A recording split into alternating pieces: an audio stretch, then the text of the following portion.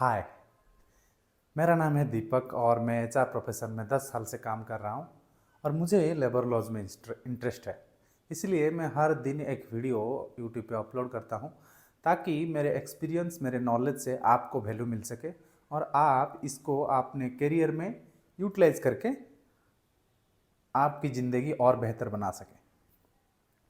तो आज की इस वीडियो में हम बात करेंगे फैक्ट्री एक्ट की दो इम्पोर्टेंट डेफिनेशन के बारे में, जो शायद हमेशा हर इंटरव्यू में आपको पूछा जा सकता है।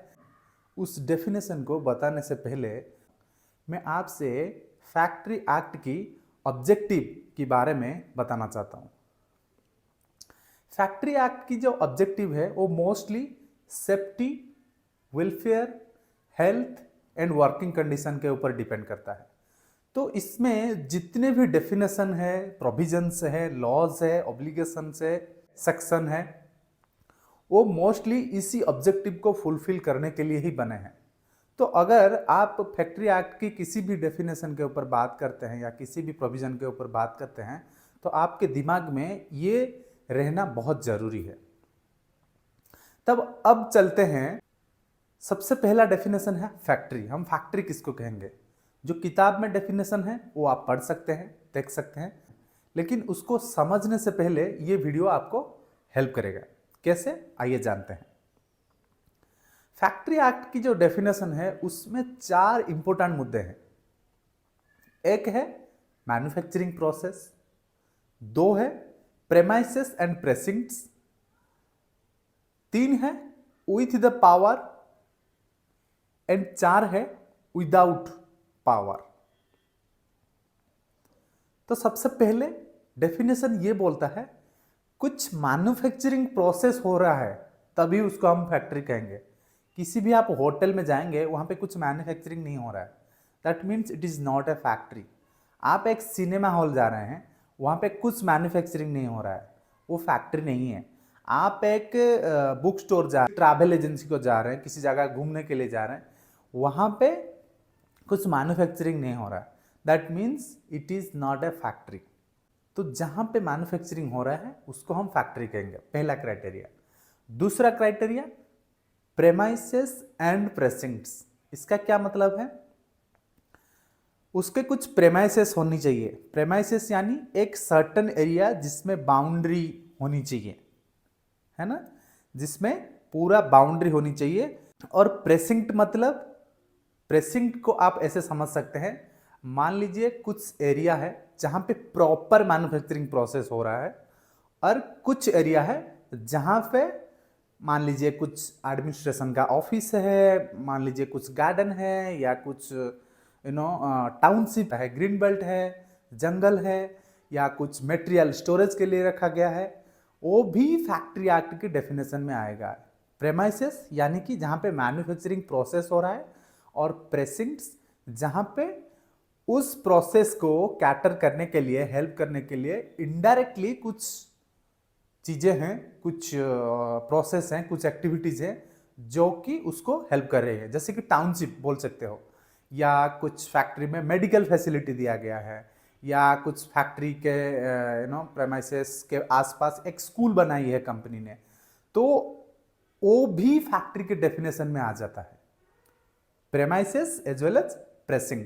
तो 2 मेन चीज है, एक है प्रेमाइसेस और एक प्रेसिंग। प्रेमाइसेस मतलब जहां पे काम हो रहा है, एक्चुअल काम, जो मशीन वेसिन लाइन तार ये सब जुड़ी हुई हो और प्रॉपर मैन्युफैक्चरिंग प्रोसेस हो रहा है और प्रोडक्ट निकल के आ रही है।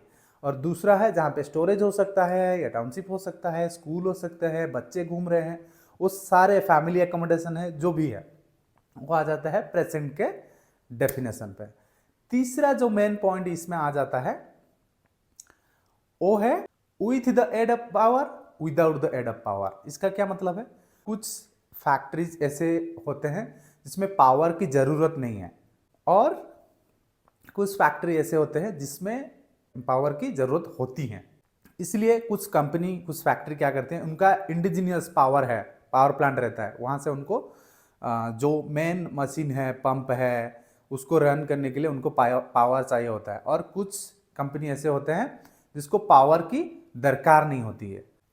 किसी फैक्ट्री है या कुछ मैन्युफैक्चरिंग प्रोसेस हो रहा है, यहाँ पे अगर with the aid of power है और 10 आदमी काम कर रहे हैं तो उसको फैक्ट्री कहेंगे। Without the aid of power है और 20 आदमी से ज्यादा काम कर रहे हैं, मतलब पावर की दरकार नहीं है लेकिन वहां पे 20 आदमी से ज्यादा हैं, तो उसको हम फैक्ट्री कहेंगे। ये जो क्राइटेरिया अगर आप मैच करता है तब आप इसको फैक्ट्री कहेंगे। तो मेन इंपॉर्टेंट चीजें है, मैन्युफैक्चरिंग प्रोसेस होनी चाहिए, प्रेमाइसेस और प्रेजेंट होनी चाहिए, और तीसरा है with the aid of power होनी चाहिए 10 आदमी से ज्यादा, और विदाउट एड ऑफ पावर होनी चाहिए 20 आदमी से ज्यादा। ये हो जाती है प्रॉपर फैक्ट्री की डेफिनेशन। ये सारे इंटरव्यू में आते हैं, ये सारे क्वेश्चंस जो टेस्ट होते हैं कंप्यूटर बेस्ड टेस्ट सीबीटी उसमें आते हैं। ये सारे क्वेश्चन सारे इंपॉर्टेंट है, मैन्युफैक्चरिंग प्रोसेस, प्रेमाइसेस, प्रेसिंग का कॉन्सेप्ट, और आपका with the power without the कितने आदमी होनी चाहिए, मोर देन या लेस देन, वो सारे ऐप एमसीक्यू में आ जाते हैं। अब जानते हैं वर्कर की डेफिनेशन। वर्कर की डेफिनेशन सेम है, आप डेफिनेशन पढ़ सकते हैं किताब से। अगर आप फैक्ट्री एक्ट देखेंगे ना, यहाँ पे मेनली 3 टाइप के डेफिनेशन है एज ए मैन पावर। अगर हम मैन पावर को कंसिडर करेंगे 3 टाइप का डेफिनेशन आता है। एक है ऑक्युपायर, एक है मैनेजर, तीसरा है वर्कर। 3 डेफिनेशन है फैक्ट्री एक्ट के अंदर, mostly related to man power. जहाँ हम मैन पावर की बात करते हैं, ऑक्युपायर ऑक्युपायर की डेफिनेशन जो बोर्ड ऑफ डायरेक्टर से होनी चाहिए, एक आदमी उसको ऑक्युपायर कहा जाता है। ऑक्युपायर जिसको नॉमिनेट करते हैं वो फैक्ट्री मैनेजर बोला जाता है। वर्कर को समझने के लिए आपको ऑब्जेक्टिव को समझना होगा। ऑब्जेक्टिव क्या बोलता है? Safety, health, working condition, welfare. तो फैक्ट्री एक्ट की डेफिनेशन के अंदर ये चारों चीजें जिस इंसान के ऊपर लागू कर सकते हैं ना, वो है वर्कर। दैट मीन्स आपके फैक्ट्री प्रेमाइसेस के अंदर जितने भी लोग हैं वो सब वर्कर हैं। वो चाहे कॉन्ट्रैक्टर की एम्प्लॉई है, वो चाहे फैक्ट्री कंपनी की मेन एम्प्लॉई है, वो चाहे कैंटीन की एम्प्लॉई है, वो चाहे ड्राइवर है, वो चाहे कंपनी के पास कुछ स्कूल है उसका टीचर है, वो भी आ जाता है। तो वर्कर की डेफिनेशन में सब आ जाता है। रादर क्या नहीं होनी चाहिए? वो ऑक्युपायर नहीं होना चाहिए और वो मैनेजर नहीं होना चाहिए। तो वर्कर की डेफिनेशन को और अच्छे से समझने के लिए आपको 2-3 क्राइटेरिया आपको देखना होगा। एक तो वो फैक्ट्री के अंदर काम करनी चाहिए। फैक्ट्री मैं बोल रहा हूं, इसका ये फैक्ट्री एक्ट के हिसाब से प्रेमाइसेस प्लस प्रेसिंट दोनों आ जाएगा। अगर उसी भी परव्यू में उसी एरिया में वो काम कर रहा है तो वो वर्कर की डेफिनेशन में आ जाता है। दूसरा क्या होनी चाहिए? वो occupier, manager, safety officer, welfare officer नहीं होनी चाहिए। तो 4 कैटेगरी यहाँ पे कट जाते हैं। Occupier, manager, welfare officer, safety officer वो नहीं होनी चाहिए। बाकी सब वर्कर हैं। आपके मन में सवाल ये उठ रहा होगा, क्या एक मैनेजर जिसका क्या एक सीनियर एम्प्लॉय जिसका डेजिग्नेशन है ABP, VP, senior manager, HGM, GM, वो वर्कर है? यस, वो वर्कर हैं, क्योंकि वो डेफिनेशन में आ जाते हैं। वो फैक्ट्री के अंदर अगर बैठ रहे हैं और वो ऑक्युपायर नहीं है, वो मैनेजर नहीं है, वो वेलफेयर ऑफिसर नहीं है, वो सेफ्टी ऑफिसर नहीं है, दैट मीन्स वो वर्कर ही हैं। उनके ऊपर फैक्ट्री एक्ट के सारे प्रोविजंस लागू होंगे। आप बोले safety, health, welfare, working condition, सारे प्रोविजंस लागू होंगे।